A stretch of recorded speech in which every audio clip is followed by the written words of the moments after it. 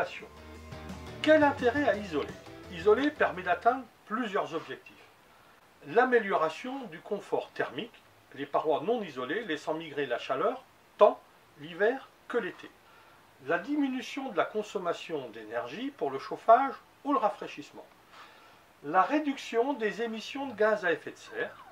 Dans certains cas, l'amélioration phonique ou acoustique. La régulation des migrations de vapeur d'eau et par voie de conséquence, la préservation du bâti à long terme. En France, avant 1974, aucune règle ou obligation sur ce sujet. Suite au premier choc pétrolier, une réglementation est apparue. Elle a évolué au fil des ans et nous en sommes aujourd'hui à la RT 2012, RT pour réglementation thermique. Une nouvelle mouture est d'ores et déjà en projet, dite RT 2020. Je vais aborder dans cette vidéo les points suivants. Comment ça marche, règles et contraintes administratives et les performances imposées par la RT 2012. Ceci nous prendra un peu plus de 6 minutes. Comment ça marche? L'isolation doit être envisagée partout où c'est possible.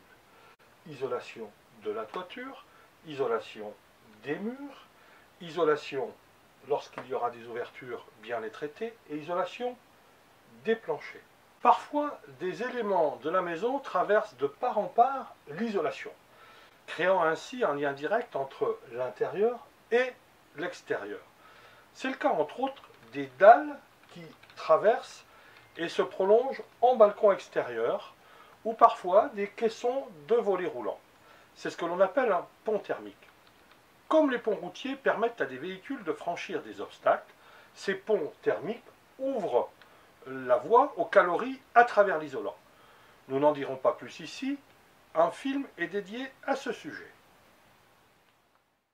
R est le coefficient de résistance thermique d'un isolant. Il mesure sa capacité à s'opposer à une variation de température. Dans le neuf, pour être conforme à la RT 2012, il est nécessaire de répondre à de multiples critères qui s'imbriquent et peuvent influer les uns sur les autres. Le renouvellement de l'air, l'étanchéité au vent, l'éradication des ponts thermiques, le système de chauffage, mais également, bien sûr, l'isolation. Le plus facile, pour être performant, c'est d'isoler bien. Et on peut dire que les valeurs minimales à cibler sont les suivantes. En mur, un R de 4, en toiture ou en comble, un R de 8, et au sol, un R de 4. Si on est supérieur à ces R, ça n'en est que mieux. Dans l'ancien, la RT ne s'applique pas. Mais pour pouvoir bénéficier des aides diverses, les R requis sont au 15 mai pour des combles, R supérieur ou égal à 7, pour un rampant R supérieur ou égal à 6, dans les murs, R supérieur ou égal à 3,7 et au sol, R supérieur ou égal à 3. Les épaisseurs se calculent selon la formule suivante. R multiplié par lambda égale épaisseur exprimée en mètres. Pour certains isolants en vrac mis en œuvre à l'air libre, ces épaisseurs peuvent être augmentées d'un coefficient de sécurité. Vous trouverez également d'autres valeurs, U, coefficient de transmission thermique global. Il est égal à 1 sur R. UW, coefficient de transmission thermique des menuiseries, W pour Windows. Les valeurs UG sont liées au vitrage, G pour glace, et enfin le sigle FE est aussi lié au vitrage, c'est faible émissivité. Dans le neuf, pour le respect de la RT 2012 et dans l'ancien pour accéder aux aides, les isolants doivent être certifiés ACERMI. 5 lettres pour 5 points de contrôle. Dans chaque catégorie, plus la note est élevée, plus l'isolant est performant. I pour incompressibilité de I1 à I5. S, stabilité dimensionnelle, S1 à S4. O, comportement à l'eau, O1 à O3. L, traction, de L1 à L4. Et enfin E, pour perméance à la vapeur d'eau, de E1 à E5. Certains matériaux porteurs peuvent aussi être isolants. On dit qu'ils travaillent dans la masse. Ils bénéficient pour leur part de certification CST-BAT. Enfin, une dernière réflexion. Je fais moi-même ou je fais faire par un pro? Dans le neuf comme dans l'ancien, les deux sont possibles. Dans le neuf, bien penser à coupler l'isolation avec l'étanchéité au vent. Des contrôles d'infiltrométrie sont obligatoires avant réception et octroi du certificat de conformité.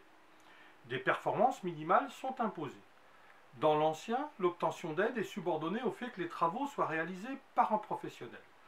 Celui-ci doit, par ailleurs, être agréé RGE, reconnu Grenelle Environnement. Les matériaux mis en œuvre doivent bénéficier d'une certification ACERMI et là aussi, des valeurs minimales sont imposées. J'espère vous avoir aidé dans vos réflexions. Si vous souhaitez aller plus avant dans votre démarche d'isolation, vous pouvez consulter les autres films de ma chaîne Papy Claude, à commencer par celui dédié aux caractéristiques des isolants et suite logique du présent. Vous pouvez aussi aller plus loin selon les listes que vous trouverez sur mon site web. Je vous encourage également à vous renseigner auprès de votre point info énergie, relais de l'ADEME, et de ses conseillers formés à cet effet. Ils vous orienteront au mieux en fonction de vos objectifs et pourront, le cas échéant, vous indiquer également de quelles aides vous pourriez bénéficier. Si ce film vous a plu, faites-le savoir et partagez-le. L'avenir ne se prévoit pas, il se prépare. Maurice Blondel. Les caractéristiques des isolants et les règles de mise en œuvre sont abordées dans une autre vidéo. Ces deux films font partie de la série dite Simplement. Pour ceux qui voudraient aller plus loin, deux autres séries sont disponibles, les gammes Professionnellement et Expertement. Les listes sont disponibles sur mon site web ainsi que les coordonnées de fabricants et professionnels metteurs en œuvre.